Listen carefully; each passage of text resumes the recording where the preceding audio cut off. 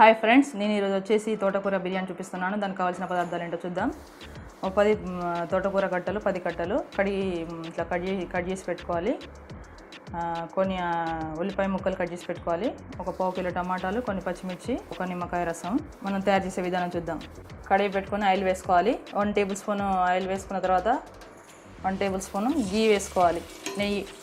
దాంట్లో ఈ దాల్చీని, ఇలాయచీ, లవంగాలు, సాజీరా బాగా వేసుకోవాలి.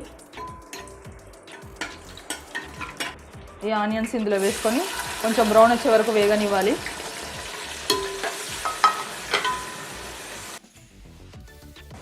త్వరగా బ్రౌనిష్ రావడానికి కొంచెం సాల్ట్ వేసుకుంటే త్వరగా వేగుతాయి.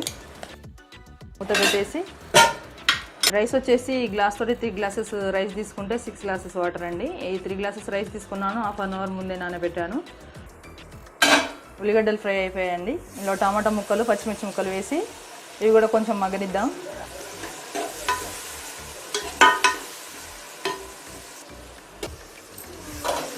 టమాటాలు మగ్గిపోయాయండి. 2 టీ స్పూన్స్ అల్లం వేసుకోవాలి, 1 టీ స్పూన్ పసుపు, 2 టేబుల్ స్పూన్ కారం, ఒక 2.5 స్పూను ఉప్పు, ఒక 2 స్పూన్స్ ధనియాల పొడి. ఒకసారి కలుపుకొని ఇవన్నీ 1 టీ స్పూన్ గరం మసాలా,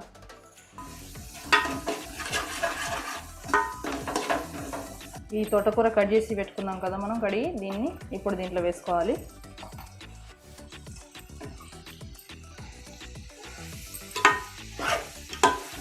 ఇది కూడా కొంచెం ఫ్రై అయ్యే వరకు మూత పెట్టేసి ఉంచాలి. కొంచెం ఫ్రై అయిపోయిందండి ఈ తోటకూర. ఒకసారి కలుపుకొని మనం రైస్ నానబెట్టుకున్నాం కదా దీంట్లో యాడ్ చేసుకోవాలి. రైస్ వేసుకున్నాం కదా, ఈ నిమ్మరసం, ఇంకొంచెం నెయ్యి వేసుకోవాలండి. ఇంకో 2 టేబుల్ స్పూన్ అంతా నెయ్యి మళ్ళీ వేసుకోవాలి. దీన్ని ఒకసారి ఇలా కలుపుకొని రైస్ని కూడా కొంచెం ఫ్రై కానివ్వాలి. నెయ్యిలో కొంచెం నెయ్యిలో రైస్ కూడా ఫ్రై అయ్యేదాకా. ఇప్పుడు వాటర్ యాడ్ చేసుకోవాలి. ఒక 6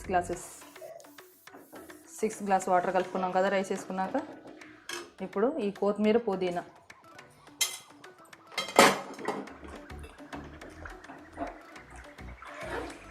మూత పెట్టి ఉడకనివ్వాలి.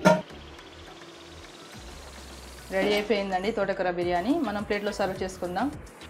రెడీ అయిపోయిందండి తోటకూర బిర్యానీ. దీన్ని రైతాతోటి తింటే చాలా టేస్టీగా ఉంటుంది. మీరు కూడా ట్రై చేసి చూడండి.